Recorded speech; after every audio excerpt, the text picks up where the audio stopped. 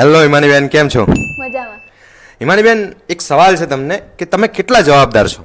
હું એટલી જવાબદાર હું કે મારા ઘરમાં કઈ બી થાય ને તો એની જવાબદાર હું જોઉં છું. લગ્નનું નક્કી કરતા પહેલા અમારી બે શરત છે. હા બોલો ને. પહેલી શરત ઈ કે તમારે મારી છોકરીને 10 તોલા સોનું તડાવવું પડશે. હા વાંધો નહીં. અને બીજી? અને બીજી શરત ઈ કે મારી છોકરી ઘરનું એક પણ કામ નહીં કરે. 10 તોલા સોનું ચડાવ્યા પછી ઘર જ વેચાઈ જાય, પછી ક્યાં ઘરનું કાંઈ કામ જ રહ્યું.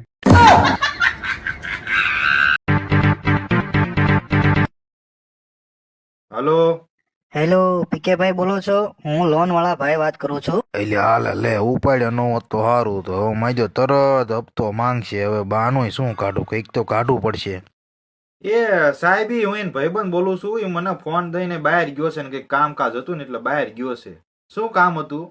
આજે એમને લોન જે લીધેલી હતી ને એ લોન એમની માફ થઈ છે એટલે એમને ખુશખબરી દેવાની હતી. એવું? એ આયો લ્યો આપું એને. અલે તાર હાટું ફોન છે. હા સાહેબ બોલો. હવે તું હપ્તો દેવા આવેસ કે અમે ઘરે આવી?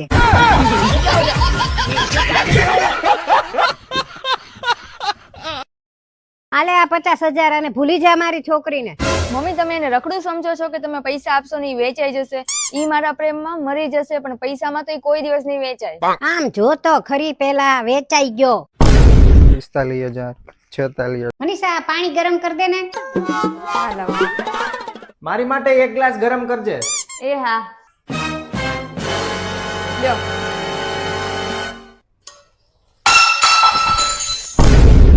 આ હું?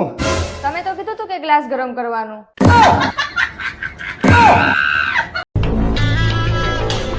વાઈફાઈ નો પાસવર્ડ દે તો.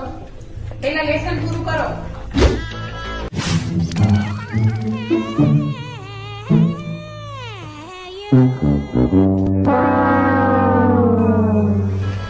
મમ્મા લેસન પૂરું થઈ ગયું, હવે તો પાસવર્ડ કે.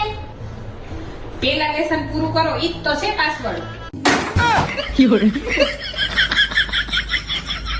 મમ્મી આને મેં ના પાડી હતી ને કે નથી લઈ જાવી, તોય તમે આને પરાણે મારી હારે મોકલી. પણ શું થયું? અરે હા, મેં વાળા છોકરાના નામકરણ વિધિમાં ગયા હતા. એનું નામ ક ઉપરથી પાડવાનું હતું અને બધાય ચોપડિયાને આ એક જ બોલી. એવું તો હું બોલી? જોર જોરથી બોલી, એનું નામ કાળ મુખો રાખો, કાળ મુખો. પણ એ કાળિયો હતો તો કાળો મુખો જ કહું ને.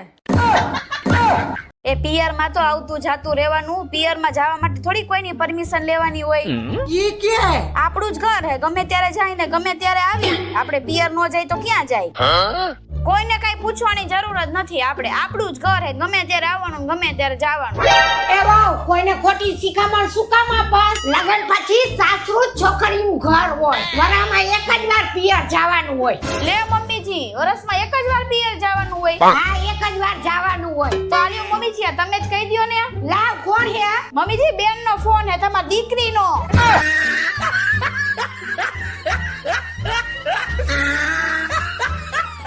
આ તારી વહુને કઈ કેવું છે? મને પૂછ્યા વિનાની બધે વહી જાય છે. કોઈ દી મને કઈ કઈ નહીં નથી જાતી. તારે કેવું છે હવે કઈ? આવા દે હમણાં, એટલે બધું કહું એને. એય ક્યાં ગઈ તી? હું તો મમ્મી માટે વીટી લેવા ગઈ હતી. પૈસા ક્યાંથી આવ્યા વીટીના? પૈસા હું કરેસ? મારી હાટુ વીટી લાવ્યો ઈ જોતો નથી?